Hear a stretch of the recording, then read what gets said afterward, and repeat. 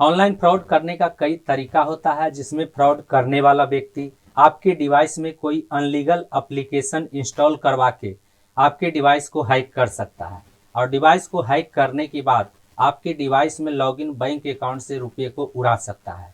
साथ ही फ्रॉड करने वाला व्यक्ति आपको लोभ देकर आपका लॉटरी लगने की बात बोलकर आपको रजिस्ट्रेशन के नाम पर रुपये ऐंठ सकता है।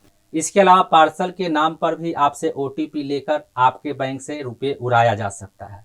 तो जैसे जैसे दुनिया डिजिटल की ओर बढ़ रही है, वैसे वैसे फ्रॉड करने वाला व्यक्ति फ्रॉड करने का नए नए तरीके अपना रहा है। अब यहाँ पर सबसे बड़ा सवाल यह उत्पन्न होता है कि फ्रॉड करने वाला व्यक्ति के पास आपका डिटेल कहाँ से जाता है, फ्रॉड करने वाला व्यक्ति किस तरह से इतना डेटा इकट्ठा करता है, फ्रॉड करने वाला व्यक्ति को कहाँ से इतना डेटा मिलता है। आज के इस वीडियो में हम इसी टॉपिक के ऊपर बात करने वाले हैं। नमस्कार दोस्तों, मेरा नाम है मंटन शर्मा।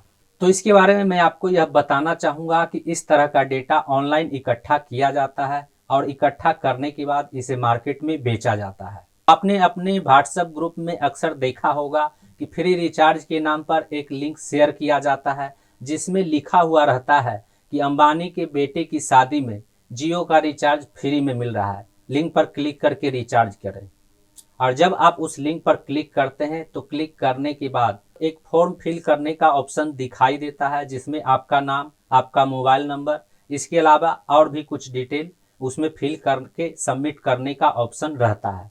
तो फ्री रिचार्ज के नाम पर लोग उस फॉर्म को फिल करके सबमिट कर देते हैं और इस तरह से जब कई लोग उस फॉर्म को फिल करके सबमिट करते हैं तो कई सारे लोगों का डिटेल लिंक प्रोवाइड करने वाला व्यक्ति के पास उपलब्ध हो जाता है। अब फॉर्म सबमिट करने वाला व्यक्ति फ्री रिचार्ज के नाम पर फॉर्म को सबमिट कर देते हैं और वे यही सोचते हैं कि मेरा क्या जा रहा है।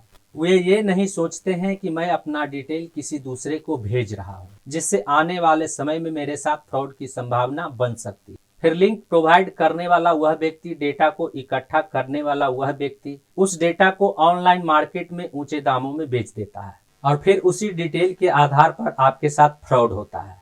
लेकिन जब आप इस बात पर गौर करेंगे तो फॉर्म फिल करने वाला किसी भी व्यक्ति का फ्री रिचार्ज नहीं हुआ होगा। यह सिर्फ डेटा इकट्ठा करने का ट्रिक है, इसके अलावा कुछ भी नहीं है। और इसी डेटा को लेकर ऑनपैसिव के फाउंडर लीडर पहले ये कहा करते थे कि फाउंडर्स का डेटा ऑनपैसिव में पूरी तरह से सुरक्षित है। यूजर का डेटा गूगल में जितना सुरक्षित नहीं है, उससे कहीं ज्यादा फाउंडर्स का डेटा ऑनपैसिव में सुरक्षित है। इस तरह की बातें फाउंडर लीडर द्वारा पहले कहा जाता था। लेकिन क्या आपने कभी इस बारे में सोचा है कि फाउंडर्स का डेटा ऑनपैसिव में सुरक्षित है भी या नहीं? तो इस बात का पता आपको पिछले कुछ महीनों में ही चल गया होगा कि जब ऑनपैसिव का खुद का वेबसाइट सुरक्षित नहीं है तो यहाँ पर फाउंडर्स का डेटा कैसे सुरक्षित रह सकता है।